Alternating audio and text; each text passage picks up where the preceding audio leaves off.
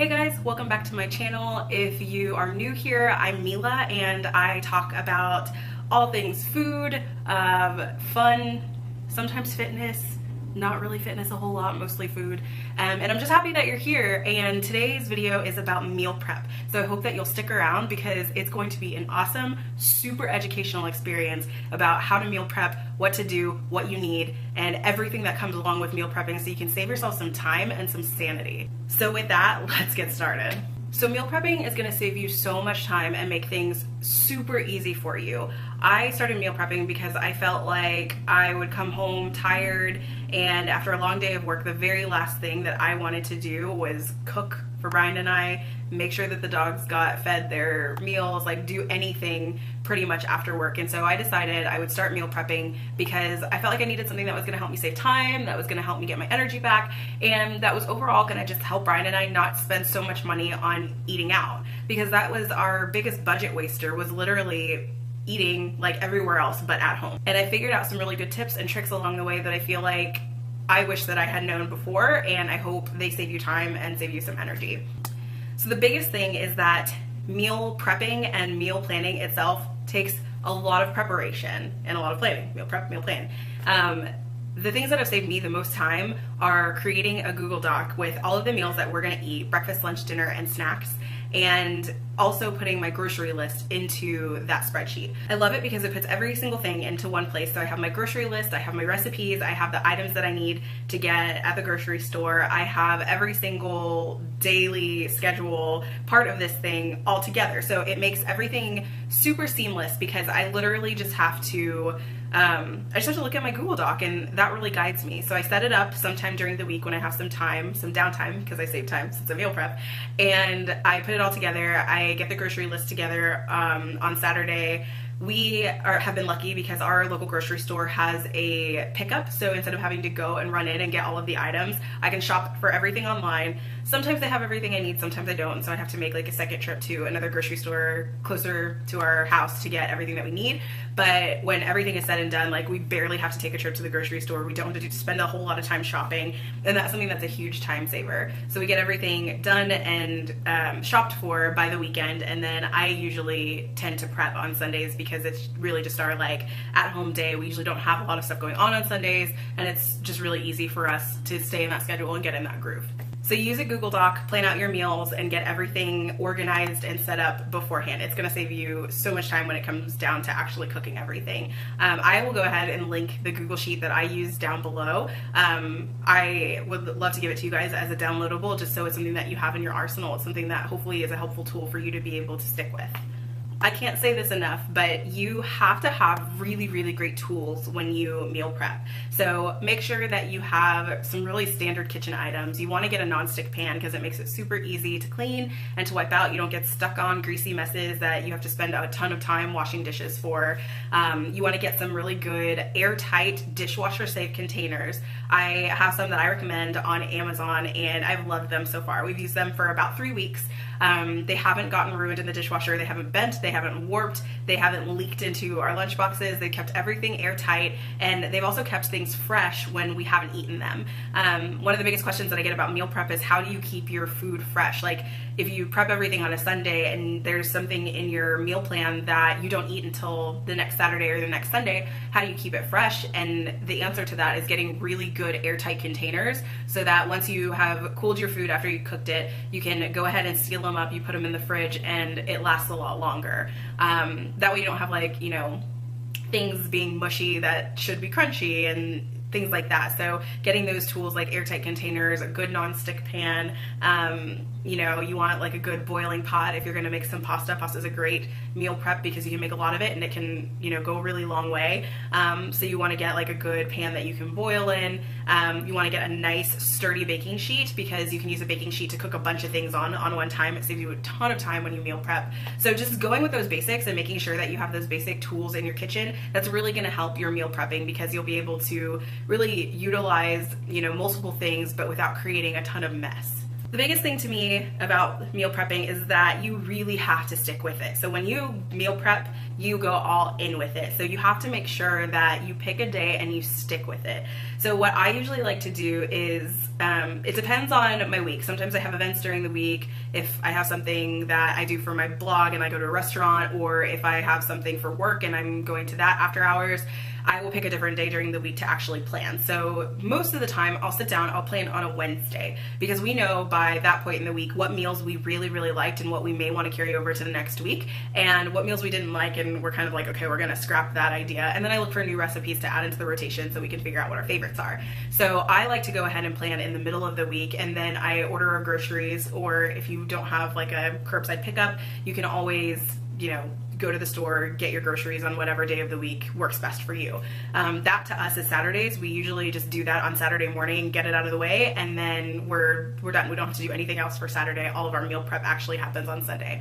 So I really like that process. For me, it works best just because of my schedule, but you could really pick any days to be able to do your meal plan, then do your shopping and your prep. The thing that I like about it so much is that it seems like you're putting in a lot of time and a lot of effort, but you only have to do this for 1 or 2 days a week, depending on what you do. I split it up into 3 days just because it's a little bit of time spent on a couple more days, but it really helps me because I don't have to really think about it for the next week. I am all set and all done, and hopefully I've been proactive enough to make sure that all the things that are supposed to be happening are happening. So pick a day, stick to it, and write it down on your calendar and make that the day that you go grocery shopping. Since we've switched to meal prepping and meal planning, we tend to go grocery shopping now once a week instead of once every 2 weeks when we would get paid like we used to. So sometimes we'll have meals left over and we're able to carry those over into the next week, which is great because it's one less thing that I have to cook and one less thing that we have to prepare.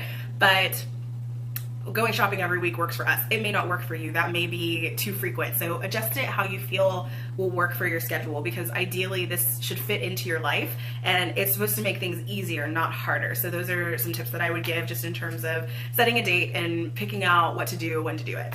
This one is really important to me because I feel like if my husband weren't around, I don't know that I could do meal prep myself. I just don't know that I would have the willpower to do all of this. So if you can, get a partner in crime. Maybe you have a friend that wants to do meal prep with you. You could split the cost of the containers. You guys could alternate who's doing the cooking. You can kind of figure it out in that way. And so the way that my husband and I kind of work is that I do all of the cooking for our meal prep and he does all of the cleaning. And so it's up to me to do the planning, the prep, and the grocery shopping, but he helps in a big way by doing all of the dishes that I have dirtied up whenever I do all of our meal prep.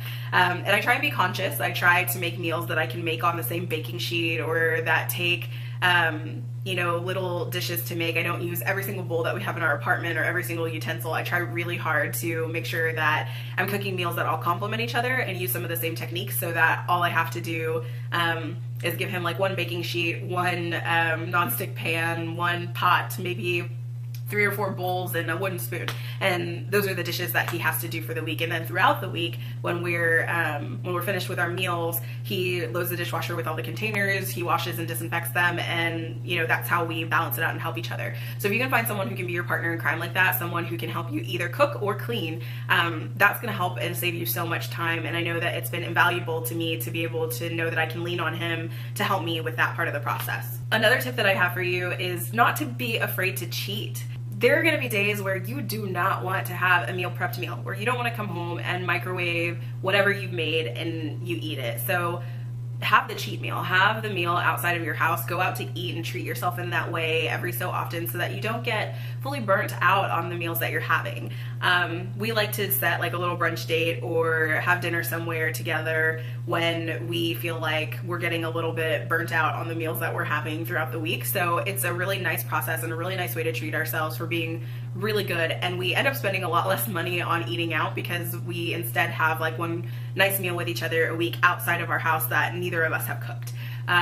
Don't be hard on yourself if you cheat. Truly, it is like, I know some people do meal prepping and meal planning to lose weight, and it is okay to have a cheat meal. It is absolutely okay. It's not gonna kill your diet, it's not gonna kill your spirit, it's not gonna like make you gain 20 pounds back. It is okay, and sometimes you just have earned that right to cheat on your diet just a little bit and that is fine. I used to beat myself up all the time when I would have cheat meals. And I think it was because I had them all the time. I did them way too much. But now it's kind of like we get the one chance a week to be able to eat out and to enjoy ourselves. So we enjoy it and we love it and we always look forward to it. So don't be afraid to venture outside of your meal prepping and planning. If you decide that you want to have a meal outside of what's in your plan, that's okay. I actually build in cheat days into our meal plan because I know that we're not going to stick to it every single day. Like we're pretty good at this point and we don't stray too often, but it's not, you know, like the world isn't perfect. Like one of the weeks that we had meal prep, we didn't have water in our apartment for 4 days because a line burst in our building. So we couldn't eat anything in our apartment that we had to warm up for meal prep because we had no way of washing the dishes and it would have been disgusting. So for 4 days, you know, it wasn't ideal, but we had to eat out. And so we have some of those meals to lead into our next week. But sometimes it's just not always going to work out exactly like you plan it, and that's okay. And you have to be flexible and you have to be willing to say like, okay, I'm having a cheat meal. It's fine. And lastly, about meal prepping, I will say this.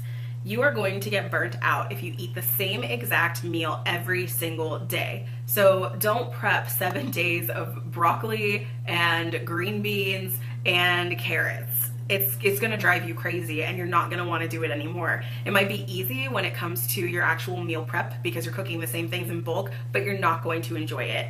What I like to do is rotate 2 or 3 dishes per meal for each meal. So typically our dinner ends up being our lunch for the next day. So I'll rotate out like 2 or 3, sometimes 4 dishes that give us the ability to eat something different for every meal, knowing that like our dinner one night and our lunch the next day are going to be the same. Breakfast I like to alternate, so I give us the option of having like yogurt and fresh fruit, or I give us the option of having eggs and bacon with a little bit of toast. We figure those things out as we prep, but if you pack 7 days of the same exact thing, of course meal prepping is gonna suck and you're never gonna wanna do it. So be sure to give yourself some variety, spice it up a little bit, don't even do the same recipes every single week, rotate things out, because that's the way that you're gonna keep it fresh and fun and you're gonna look forward to the meals that you're having. I know like the best surprise for Brian is every day when he looks at his lunch, I label all of the containers with what we're doing, what day we're supposed to eat them, and I stick them in the fridge. And so when he goes and he finds his lunch, he's always excited when it's something a little bit different.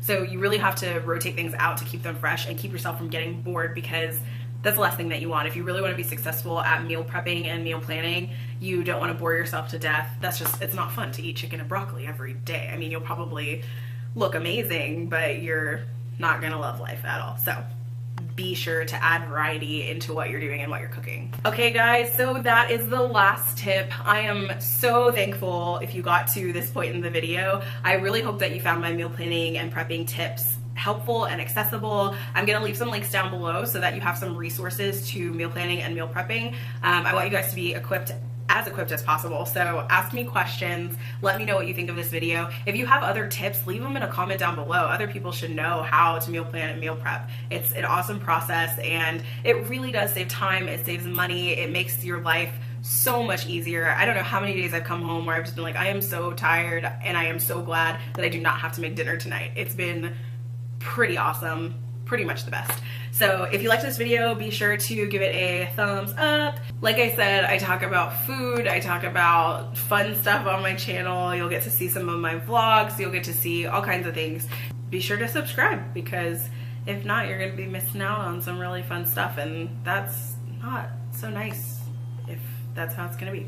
So anyway, thank you guys for watching. I hope you have a great day and I will see you later. Bye.